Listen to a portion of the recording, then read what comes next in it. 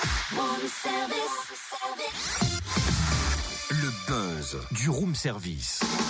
Le buzz du room service. Coup de projecteur sur un talent, un événement, une personnalité de Bourgogne-Franche-Comté. T'as vu ça, Totem? La presse dit le Mozart de l'imitation et le génie du travestissement vocal. Ouais, que de compliments quand même, hein. Et puis bon, j'irai pas jusque là, mais c'est vrai que je me débrouille pas mal en imitation. Écoutez des pommes. Ouais, t'es facile celle-là, on la connaît, un classique de ton répertoire. Bon, j'en fais une autre alors, attention. Je suis le parrain de ton fils. Ouais, c'est plus dans l'expression gestuelle celle-là. Ouais, te fatigue pas de toute façon, hein. Le Mozart de l'imitation, le génie du travestissement vocal, ce n'est pas toi enfin, c'est Michael Gregorio. Qui sait, c'est peut-être un cousin éloigné avec qui je partage le talent d'imitateur en toute modestie. Comment dire, écoute et prends-en de la graine. Charles Aznavour chante Maître Gims. Elle répondait au nom de Bella. Les gens du coin ne voulaient pas lâcher. Elle faisait trembler tous les villages. Les gens me disaient oula. Ok, d'accord, il est le maître, le maestro, j'ai envie de dire, et il fête ses 10 ans sur scène. Sa tournée passe par la commanderie Adol samedi, et il va... Bien sûr. On vous a offert des places, vous allez pouvoir le voir aussi grâce à Fréquence Plus. Michael Gregorio est au téléphone avec nous, bonjour. Bonjour. Alors, c'est vrai qu'on en parle, 10 ans entre guillemets de carrière. C'est vraiment 10 ans de carrière 10 ans de scène, ouais, parce que 10 ans de carrière, vous avez raison, c'est pas tout à fait vrai, puisque ça dépend quand est-ce qu'on la commence, cette carrière, mais mon premier cachet, je l'ai eu à 16 ans. Donc, ça fait 16 ans déjà. À l'origine, ce spectacle devait être un one-shot, autrement dit un seul et unique spectacle, mais quand on voit le nombre de spectateurs et au vu aussi des excellentes critiques, on se dit qu'on a fait le bon choix en déclinant ça en tournée. Oui, c'est-à-dire que au début, c'était juste le prolongement d'un concert, et c'est vrai que j'ai commencé à écrire avec Arnaud Lemort, qui coécrit et commet en scène le spectacle avec moi, et puis il y avait plein de nouveautés, il y avait plein de trucs, et puis on se dit c'est quand même dommage de jouer qu'une fois. Et puis c'est vrai que la thématique il y avait l'année suivante, il y avait les 10 ans, on va dire 10 ans de scène, c'est-à-dire 10 ans que les gens font cette démarche qui est complètement folle de prendre une place et de venir me voir. Voilà, 10 ans avec l'équipe aussi, les mêmes musiciens depuis le début. Donc on s'est dit si on attendait peut-être quelques mois de plus, et puis on fait un peu une espèce de tournée anniversaire, comme ça on promène le spectacle un petit peu partout, on écrit encore un petit peu plus de nouveautés, et puis on repart sur la route, parce que c'est quand même ce que j'aime, c'est quand même voyager, puisque je voyage pas qu'entre les lignes téléphoniques de Fréquence Plus. Voilà. Est-ce qu'on a vu passer les 10 ans ou c'est passé très très vite?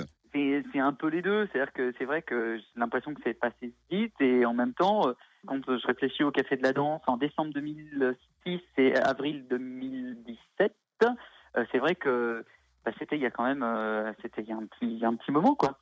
Voilà. Et quand on est enfant, c'est vrai qu'on a envie de fêter son anniversaire, même plusieurs fois par jour, surtout 10 ans. Oui. Là, à la place de Michael Gregorio, ça fait des mois qu'on fête son anniversaire. C'est ça. C'est quoi? C'était pour réaliser un rêve, en fait? Un peu, d'autant que c'est vrai que c'est peut-être un peu fort de dire que j'ai 10 ans, c'est le spectacle de mes rêves, mais c'est peut-être un petit peu fort, mais c'est vrai que c'est un véritable terrain de jeu. Pour moi, il y a plein de choses. Il y a au niveau scénographique, au niveau il y a un gâteau géant sur scène, donc je peux monter dessus, je peux m'amuser, je peux faire ce que je veux.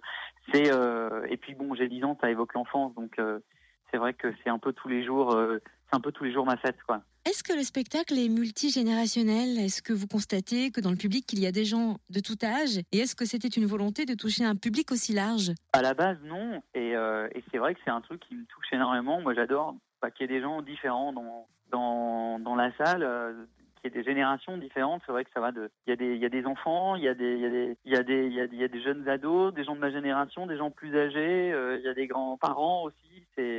Moi, j'aime quand c'est mélangé. Ça arrive parfois où vous allez faire une salle qui est un peu plus jeune ou une salle un peu plus âgée. Moi, ce que j'aime, c'est quand c'est vraiment mélangé, parce que tout le monde s'y retrouve, et moi, mon plaisir, c'est de voir tous les gens s'amusaient et des gens de milieux différents aussi, etc., etc. Et pour terminer cet entretien, Michael Gregorio, est-ce que, on vient de le dire en début d'interview, le premier cachet, Michael Gregorio avait 16 ans.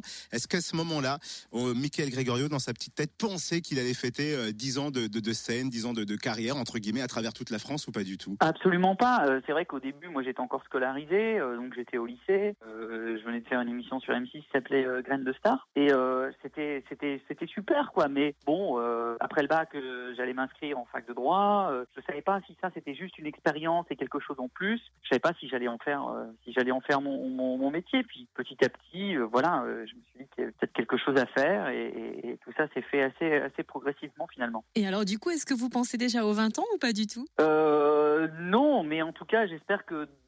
Si on m'avait dit il y a 10 ans, quand on a démarré au Café de la Danse, qu'on ferait Bercy, que ce serait complet, qu'on le referait une deuxième fois, j'y aurais pas cru une seule seconde. Donc je sais pas ce qui se passera dans 10 ans. En tout cas, j'espère que peu importe ce que je fais,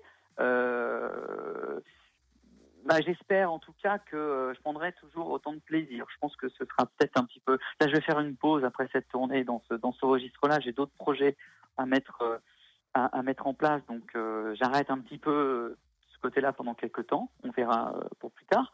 Donc dans 10 ans, j'en ai aucune idée.